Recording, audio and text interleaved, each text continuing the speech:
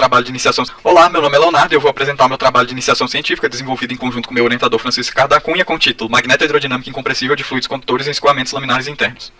Bom, o contexto geral da magnetohidrodinâmica é basicamente o estudo das interações entre campos eletromagnéticos e o escoamento de fluidos condutores. Com isso, os objetivos desse trabalho são basicamente obter as equações governantes para alguns escoamentos magnetohidrodinâmicos, em especial entre placas paralelas em tubo circular, adimensionalizar essas equações governantes, posteriormente obter a solução analítica para elas e gerar gráficos e resultados a partir dessas soluções e analisar os efeitos magnéticos no escoamento. Depois, realiza-se um experimento magnetohidrodinâmico em tubo capilar e com os resultados obtidos compara-se os resultados experimentais com os resultados analíticos.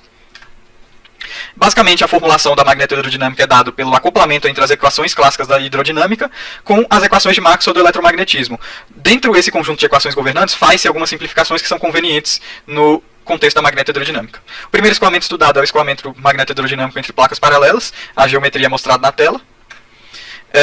Basicamente, é mostrado na tela aí pela equação 10 as grandezas adimensionais utilizadas e pelas equações 11, 12 e 13 as equações são as equações governantes da forma adimensional obtidas para tal escoamento.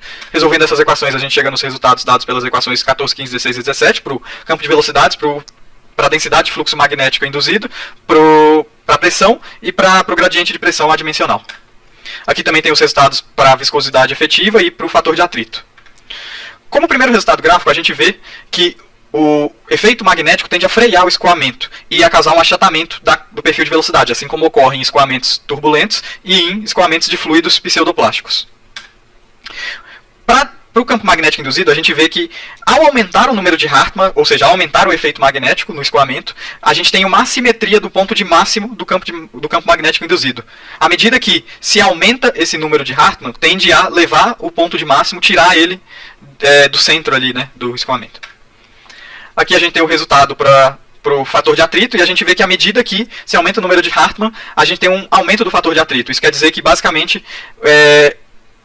o que o efeito magnético faz é frear o escoamento. Ele tende a gerar um atrito extra ali. Bom, partindo agora para o escoamento magnetohidrodinâmico em tubo circular, a gente tem aí no esquema desenhado na figura.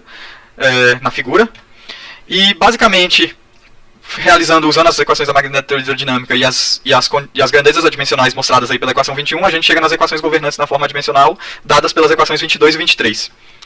Essas equações parecem complicadas, mas ao aplicar as transformações de variáveis dadas pelas equações 24 e 25, a gente chega em equações que são plenamente resolvidas pelo método por análise de Fourier, que são as equações 26 e 27. Resolvendo essas equações, os resultados são mostrados aí na tela, para o campo magnético induzido e para o perfil de velocidades. E aqui também são mostrados os resultados para o gradiente de pressão adimensional e para a viscosidade efetiva.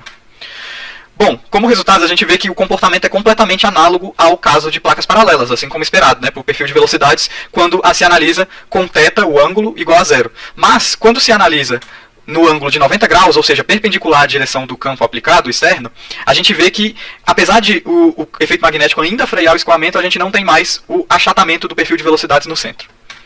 O resultado para o perfil de densidade de fluxo magnético induzido é o mesmo, é completamente análogo. Mesma coisa por fator de atrito e para a viscosidade efetiva. À medida que se aumenta o número de Hartmann, a viscosidade efetiva cresce. É como se aumentar o número de Hartmann se comportasse para a vazão como um aumento da viscosidade.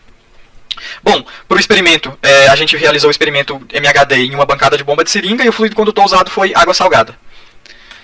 O campo magnético aplicado foi através de um ímã permanente. Aqui a gente tem um esquema, né, do aparato experimental utilizado, que tem duas fotos do aparato em si já montado para a realização do experimento, e aqui a gente tem o resultado experimental da viscosidade efetiva medida, e a gente vê que dentro da barra de erro experimental, e com a devida calibração dos resultados e do aparato experimental utilizado, os resultados experimentais concordam qualitativamente e quantitativamente com os resultados teóricos.